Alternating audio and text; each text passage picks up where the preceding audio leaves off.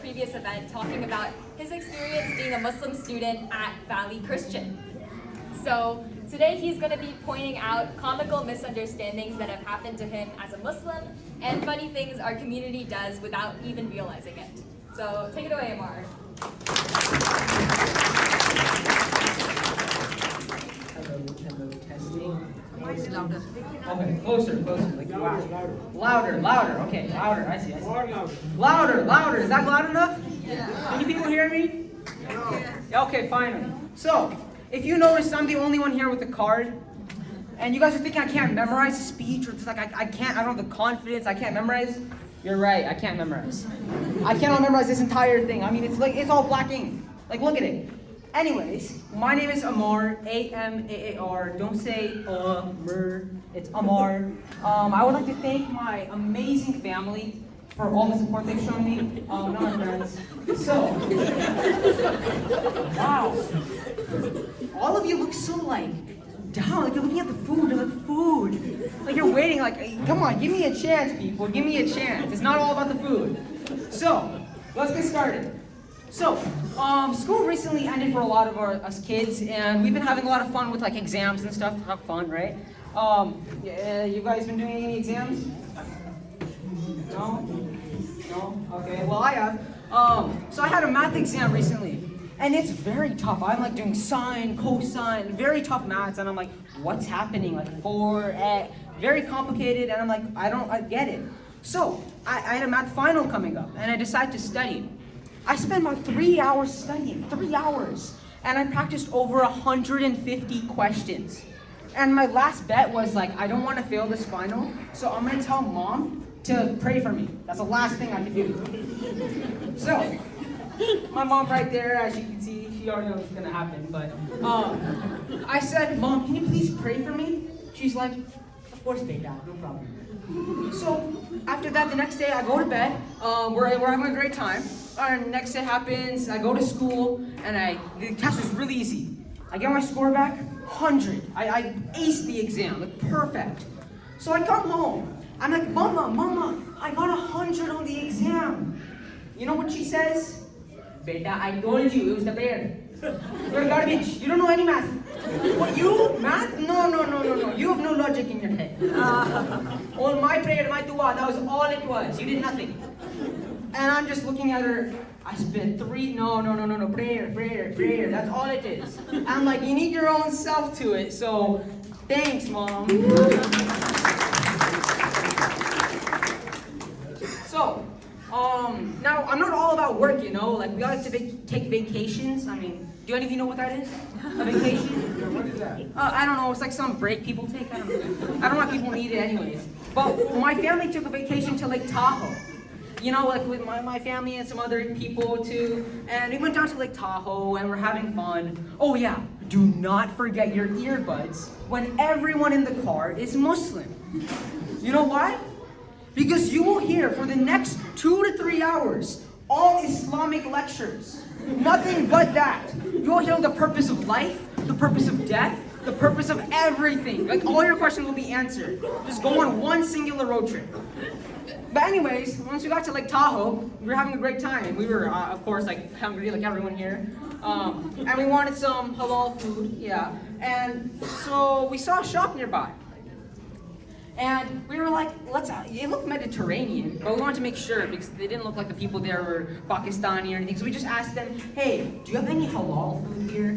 So they said, oh, halal? What's that? And we're like, you know, it's like a type of, yeah, we tried, they didn't get it. They said, let's go get our manager. So we just waited there like ducks, just standing there for 4 to 5 minutes. No sign of like anything. Finally, someone comes back, and here's what they say. Yeah, we have a lot of halal options here. Like you're good. You have so many halal options here. And we're standing there like, oh, that's amazing. Perfect, our time to eat meat. And she says, the salad's halal, the falafel's halal, the water's halal, the Coca-Cola is halal. And my dad, being the comedian he's just nodding, yeah. Oh wow, really? I didn't know that, thank you. So then after all of that, she's like, yeah, you're welcome. You want to buy any of it? And then my dad's like, do you even know what halal means? She's like, no idea. So then he gave the entire explanation. That's why she's like, oh, we're really dumb. So that's enough about vacation. I mean, what does our new generation even do? Like, what do these kids even do? What do those kids over there even do all day, you know? They like to make stuff easier. Like, all we do is just make stuff easier for ourselves. That's all we like to do. For example, we like to say, like in the old days, I was born and raised and taught, Assalamu alaikum wa rahmatullahi wa barakatuhu. Like to say it properly, with the accent and everything with it. But now people are just like, Salam alaikum, Salam alaikum, Salam alaikum, brother. It's just so short. Like, I don't even know, like, Alhamdulillah. Alhamdulillah, that was amazing, mashallah. Ab kaise ho? We're losing all the flavor, the accent, and every touch that matters. Like, people, parents, you guys are listening, fix this.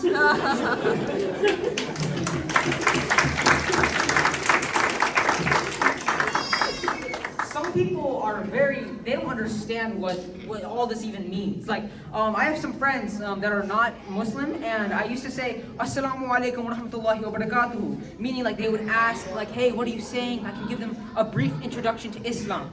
Instead, they're like, what does this gibberish even mean? And I'm like, it means hi. And they're like, sorry, what? Assalamu alaikum wa rahmatullahi wa barakatuhu, with all like this complicated stuff. Hi. Hey, what's up? And I'm like, it means peace, really. And at that point, everyone's like, teach me how to say it. It sounds too cool. So I had this mini thing going in school where people are like, hey, can you teach me how to say it? I'm like, Assalamu alaikum. They're like, Assalamu alaikum. Wa rahmatullahi wa barakatuhu. They're like, wa rahmatullahi wa barakatuhu. I'm like, close enough. Go knock yourselves out.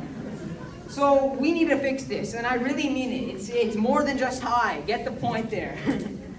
So, there's a lot of things people misconstrue about what we say. For example, when we go to a masjid, we're like, Assalamu alaikum, brother and sister. Like, brother and sister. We always say that like in Islam, you know? But recently I had one of my friends tell me like, they're all your brothers and sisters? I said it to like, someone came up to me and said, sister, do you want some water? Another guy came up to me, I'm like, brother, do you want some salad? And like everyone coming, brother, sister, brother, sister. And he's like, you have 70 to 80 brothers and sisters? Like, what? I mean, through some external, like maybe third cousin, sure. And even at my Christian school, like a lot of Christians here, I go to Valley Christian, so not Valley Muslim, but at Valley Christian, a lot of them are like, oh, you're a Muslim? You're a Muslim? Oh, you're like a Muslim? I'm like, no, I'm a Muslim. They're like, no, you're a Muslim? I'm like, no, you're saying it wrong. I don't know what's wrong with my pronunciation. Correct me if I'm wrong. It's not Muslim. Please teach that to anyone who says that. Please. So, that's the basic stuff all people like misunderstand about Islam and like basic things about the Muslim community that people just don't get. But during Ramadan, oh, don't even get me started. People are going wild during Ramadan. For example, you know how we can't eat or drink, of course. But I told that to my friends. So they're at school on the lunch tables eating pizza. And I'm looking at them. I'm like, that's a really good pizza. And I'm just staring at it. I want to have that for iftar and everything. And they asked me, why aren't you eating? I said, it's Ramadan. I can't eat or drink for 30 days. They're like, you can't eat or drink for 30 days straight? No seri, no iftari. Imagine all those events you've been to, the iftari and the series, they didn't exist. That's what people think that are non-Muslim. We need to teach the world what is happening here. Like, seriously, there's no, like, we're not eating food is what they think. They don't think we even live. They think we're ghosts. It's really sad though. So, I mean, I go to a Christian, I already said this, but I went to a Christian school, and during Ramadan, I'm like really, really tired after the entire day, and then I have PE, or physical exercise. And we have to run like miles and miles, and like we have to keep going and going, you know? So, I asked my PE coach, I can't do PE today. Why? I can't eat or drink for the entire day. Oh, so? We're supposed to be running 2 miles. But since he sees I'm Muslim, and I'm not even Christian, I'm not even close to that, He's like 2.5 miles. And I'm like, thanks. I tried complaining, but everyone, did you know at my school, everyone there is Christian, even the teachers. They hire Christians. So you can't go to anyone, hey, I'm Muslim. That sucks for you. And lastly, to close this off, so this is kind of a while ago, but Father's Day was coming up, and I was raised and taught that when we respect our mother and father, that we can earn good deeds, and we can go to Jannah, paradise. That's one way of just earning good deeds. So Father's Day was coming up, and Mom was like, hey, we gotta get Dad a lot of gifts, because we wanna get Sawab, and we wanna make him happy. So I'm like, okay, this makes sense. But then I paused. I came up with an absolutely brilliant idea. So genius. In the future, I will be a father. So if people give me gifts now, I get the gifts, they get the sawab, we all go to paradise. It's a happy ending. So, yeah. Thank you so much, and hopefully after the next person you can eat.